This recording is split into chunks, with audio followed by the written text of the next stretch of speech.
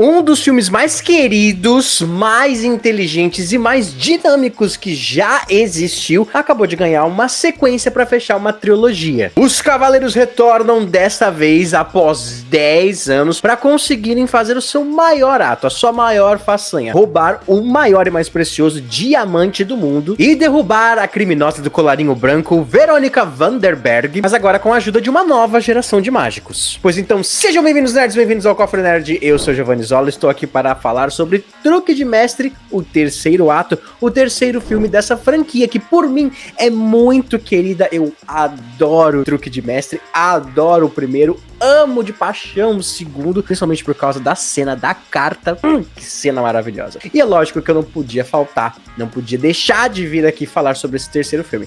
Então antes da gente começar, peço que você se inscreva no canal, ative o sininho, deixe o like nesse vídeo, porque todo o seu apoio é muito importante. Aproveita que você está aí embaixo e aperta o botão do hype, que ajuda a gente aí a chegar a mais pessoas dentro da recomendação do YouTube. Truque de Mestre 3, tal qual seus predecessores, começa se baseando, pessoal, no intuito de não apenas contar uma história sobre esses 4 cavaleiros e todas as suas façanhas de mágicos revestidos de Robin Hood, mas também tem o intuito de te enganar e te ludibriar enquanto você está acompanhando a narrativa. Ao começar com um show de retorno dos 4 cavaleiros originais, o Atlas, a Henley, o Jack e o Merritt. Porém, esse comeback deles não passa de uma farsa planejada por 3 jovens mágicos muito promissores: o Bosco, a June e o Charlie, dedicados a serem a nova geração, do qual o filme usa e abusa até às vezes de forma cansativa dentro do roteiro. Os 3 então recebem uma visita de Atlas com uma carta e instruções do olho para realizar uma das suas maiores façanhas e seu maior truque: enganar e derrubar a grande financiadora de criminosos e também rainha do crime do colarinho branco, Veronica Vanderberg. Tudo isso sendo causado pelo roubo do seu maior bem,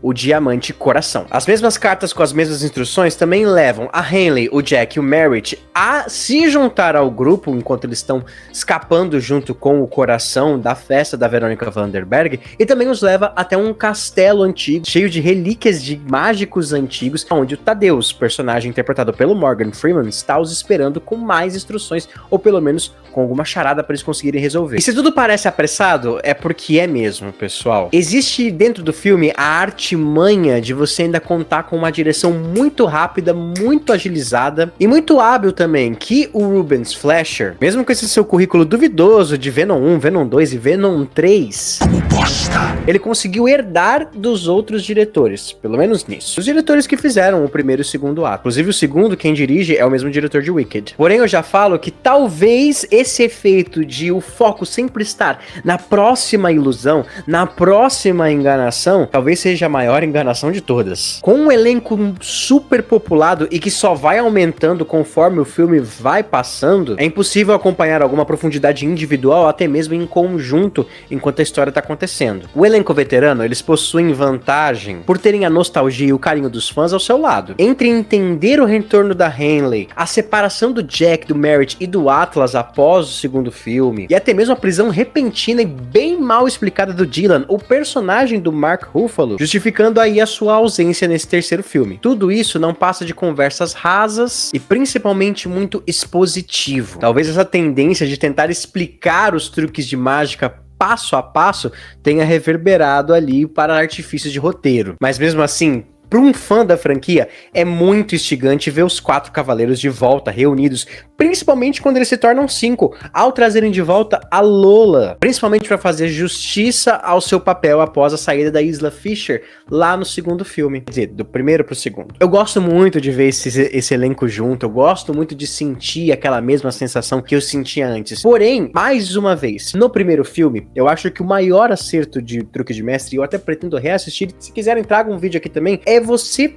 fazer com que o nosso ponto de vista como espectador, seja o ponto de vista do personagem do Dylan, que até a gente não sabia que era um mágico disfarçado, e também da polícia, entendeu? Ou do próprio vilão. Os cavaleiros, eles sempre ficaram em segundo plano. A gente acompanhava tudo, mas não acompanhava os bastidores. Talvez seja esse o encantamento da mágica. Olha só que filosófico. Enquanto o primeiro filme, não sabemos tudo por trás daquela mágica, tudo por trás daqueles personagens. Mas agora, nós estamos acompanhando eles fielmente, nu e cru nos bastidores. aqui temos o ponto de percepção dos cavaleiros. Então todo aquele mistério ajudava a gente a não ter que lidar, por exemplo, com particularidades de 4 personagens. E agora aumenta, porque não são só 5, né, os cavaleiros que voltaram, mas também tem mais 3. Tem pouco espaço e pouco tempo para você conseguir fazer ligações reais aqui com esses personagens. Pra mim, uma das melhores cenas e mais legais é a conversa da Henley com o Charlie, dentro ali da Câmara dos Espelhos. Inclusive, essa parte das cenas do castelo, eu até parabenizo muito a direção de arte e também a direção em si, em geral, né? Porque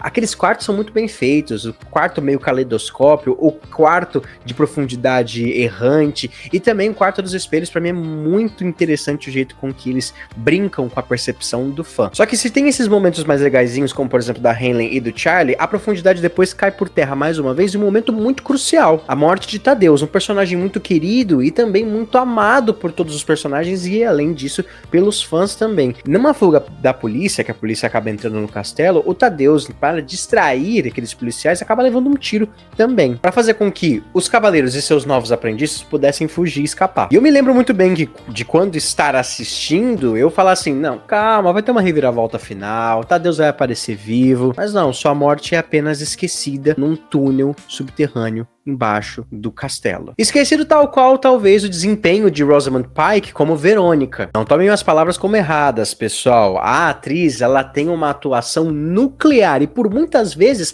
muito mais carismática do que todos os outros cavaleiros, apesar de ser vilanesca. A Verônica é, sim, uma personagem que é engraçado assistir, que tem uns trejeitos maravilhosos de se ver. Porém, o roteiro peca em dar algum momento ou espaço de brilho para que a Rosamund Pike, que também é conhecida pela Moiraine Sedai em A Roda do Tempo, possa brilhar. Existe aqui a vontade da atriz e também da própria história, da própria narrativa, de tornar a Verônica uma vilã inesquecível, mas às vezes até o próprio roteiro esquece que ela tá lá. E isso é resultado de uma coisa só, um elenco enorme. E isso é um pecado capital, porque a reviravolta final, o truque final, gira todo em torno dela e da história do seu passado. E seu pai ter um filho bastardo com a governanta, a mãe da Verônica saber, tirar a própria vida por causa disso, e Verônica, num ato de vingança, cortar os freios do carro da governanta, não sabendo que seu irmão bastardo estava no carro. Em uma última tentativa, os agora 5 cavaleiros tentam derrubar Verônica de uma vez por todas, apenas para descobrirem que todo o autor desta trama, inclusive quem mandou as cartas com instruções se passando pelo olho, era o próprio Charlie. Charlie, que é o irmão que sobreviveu ao acidente. Sim, ele é o irmão de Verônica Vanderberg. É lógico, Charlie foi assistido por June e Bosco também. Mais uma vez, o roteiro, calejado pela experiência dos outros, principalmente, acaba ludibriando o telespectador por pelo menos alguns minutos. Vou falar que eu tava pressentindo que isso poderia acontecer, tá? O miserável é um gênio! Isso porque eles tinham dado até todas as peças antes da revelação. Era um quebra-cabeça, basta você montá-lo. Com Verônica, então, presa após toda a revelação e a tentativa de assassinato, na verdade não a tentativa, sucesso, porque ela conseguiu matar a mãe do Charlie. E agora, os 8 cavaleiros juntos, reunidos ali, é lógico que a cereja do bolo não ia ser nada surpreendente. Dylan aparece com uma mensagem do olho. Ele tá livre e quer passar um recado muito enfático, tanto para os cavaleiros quanto para nós que estamos assistindo. Virão mais filmes por aí. Inclusive, enquanto tô gravando esse vídeo, já falaram que os planos para Truque de Mestre 4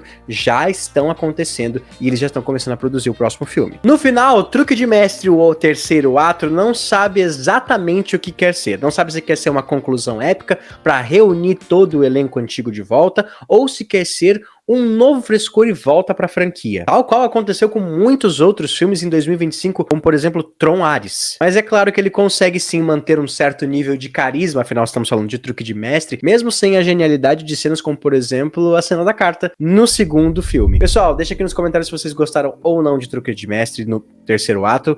Eu curti. É lógico que não é de longe o meu filme preferido dos 3 da trilogia.